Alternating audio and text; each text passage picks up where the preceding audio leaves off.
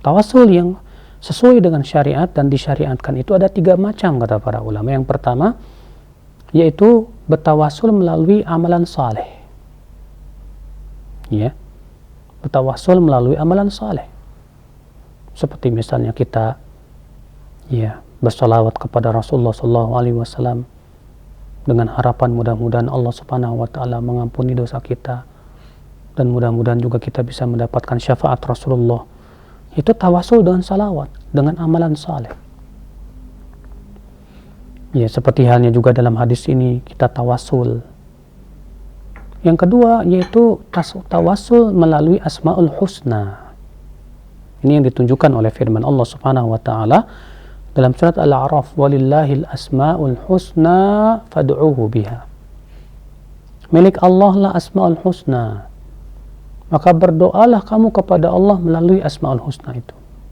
Contoh misalnya kita minta kepada Allah ampunan, maka kita sebut nama Allah yang Maha Pengampun, Ya Ghaffar, Ya Tawwab, Ighfirli. Ya. Sebagaimana Nabi SAW mengucapkan Rabbighfirli wa tub alayya innaka antat tawwabur rahim. Ya Allah, ampuni dosaku dan berikan aku taubat, sesungguhnya Engkau Maha Pemberi taubat dan Maha Penyayang. Ya.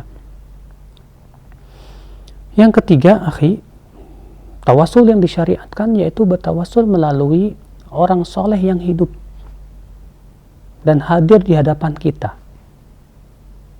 Misal kita berkata kepada orang soleh, Pak Soleh, doakan saya supaya sakit saya cepat sembuh. Boleh seperti ini, boleh. Rasulullah SAW kedatangan seorang yang buta, dan orang buta ini meminta kepada Rasulullah SAW agar Rasulullah mendoakan kesembuhan. Kemudian Rasulullah mengajarkan doa kepada orang soleh ini. Ya. Rasulullah juga bersabda kepada Umar bin Khattab, hai Umar, jika engkau nanti bertemu dengan Uwais Al-Qarani, mintakan dia supaya dia memohonkan ampunan untukmu.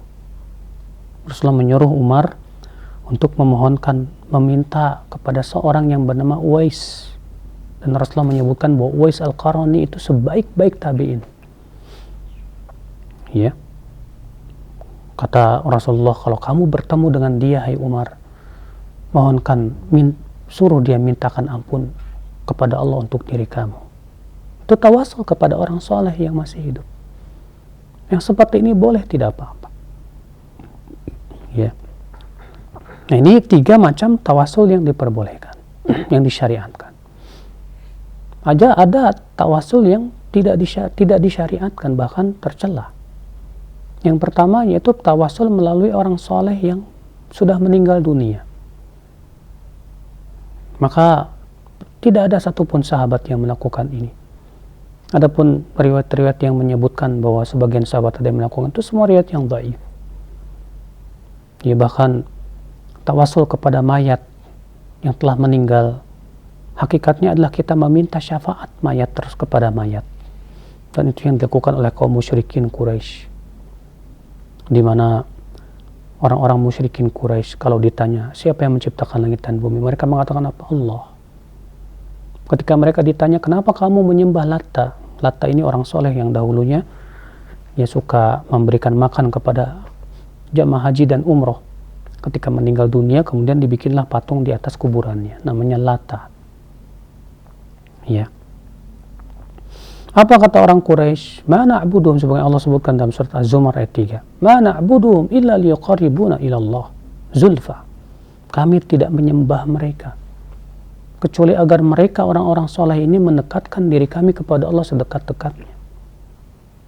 Ya, hakikatnya mereka sedang minta syafaat kepada mayat. Subhanallah. Maka Allah membantah mereka. Allah mengatakan kullillahi syafa'atu jami'ah. Katakan syafaat itu milik Allah semuanya. Siapapun, setinggi apapun derajat manusia, setinggi sehebat apapun malaikat, tidak akan mampu memberikan syafaat tanpa izin dari Allah. Ya, karena syarat untuk bisa memberikan syafaat hanyalah izin dari Allah, karena syafaat hanya milik Allah semata. Ya. Demikian pula tawasul melalui kedudukan para nabi dengan mengatakan bihaqqil anbiya. Abu Hanifah mengatakan ini termasuk perkara-perkara yang diada-adakan. Ya. Dengan hak Abu Bakar dan Umar dan yang lainnya ini, ya, menurut Abu Hanifah dan para ulama, ya, bahwa itu termasuk perkara-perkara yang tidak sesuai dengan syariat. Tidak ada dalilnya dari Rasulullah SAW. Hendaknya kita cukupkan diri dengan tawassul yang sudah ditunjukkan oleh dalil-dalil syariat. Ya. Allahu a'lam.